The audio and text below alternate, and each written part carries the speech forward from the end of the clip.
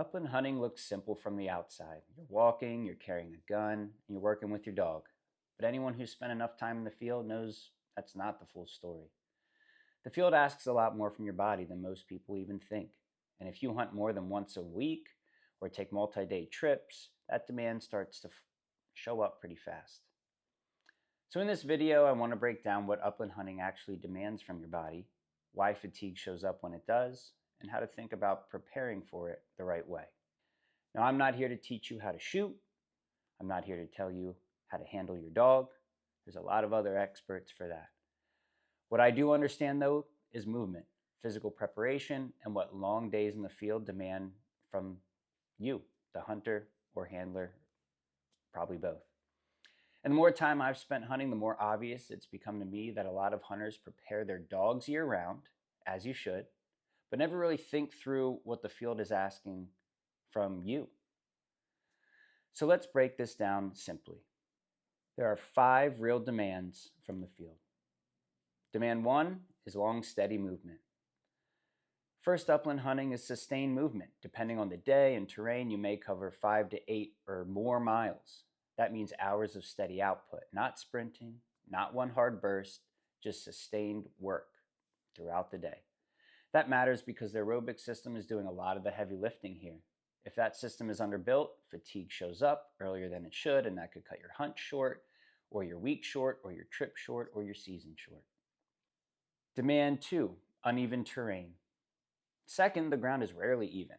You're dealing with side hills, hidden holes, uneven footing, tall grass, rocks, mud, all of it. That means your ankles, hips, and core are constantly stabilizing.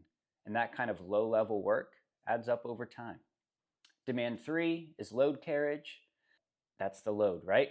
Your vest, water, shells, birds, extra gear. Maybe not a huge amount of weight, but enough to change how your body moves over the course of a long day.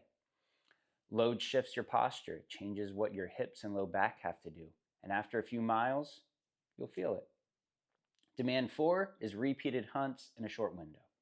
So 4 is usually not just one hunt. For a lot of hunters, it looks like a Saturday to Sunday weekend or 3 or 4 hunts spread across 5 to 7 days on a trip. That repeated exposure matters more than most people realize. And then demand 5 is the recovery between hunts.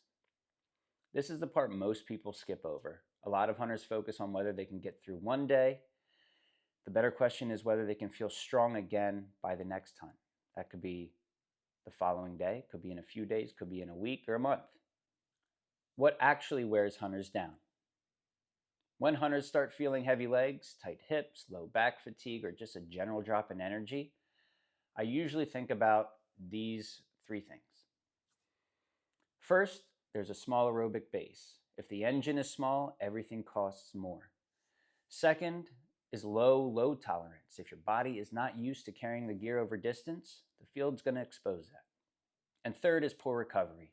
You may be able to get through one hunt, but that doesn't mean you're ready for the next one. From my experience, the first hunt usually feels fine. It's the second or third in a short window where the body starts telling the truth. A simple model that I like to use as an example would be capacity equals tank size plus refill rate. Tank size is your ability to handle the work. Refill rate is your ability to recover between that work, between exposures. So tank size is built through things like aerobic conditioning, work capacity, and strength that actually supports long days in the field. A bigger tank means you can go longer before fatigue starts showing up. Then there's refill rate. Refill rate is recovery. How quickly can your body bounce back after a hunt? That comes down to your aerobic fitness, your general conditioning, your sleep, even your diet, and how well your body handles repeated stress. Some hunters have a decent tank but a poor fill rate. Other hunters recover okay but don't have the capacity for long days. The goal is to have both. So what does all this actually mean? It means preparation should reflect the field. If you want more strong hunts in a season, better energy late in the day, and less breakdown across the week or month, then your body needs to be prepared for sustained movement, uneven terrain, load, and repeated hunts. Not in a dramatic way, not in a complicated way, just in a way that matches reality.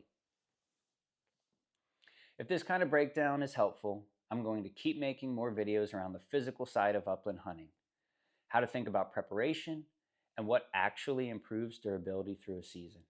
Drop a comment and let me know what usually wears you down first in the field. Is it legs, hips, back, or just your recovery between hunts? And if you want more of this, subscribe. I've got a lot more coming.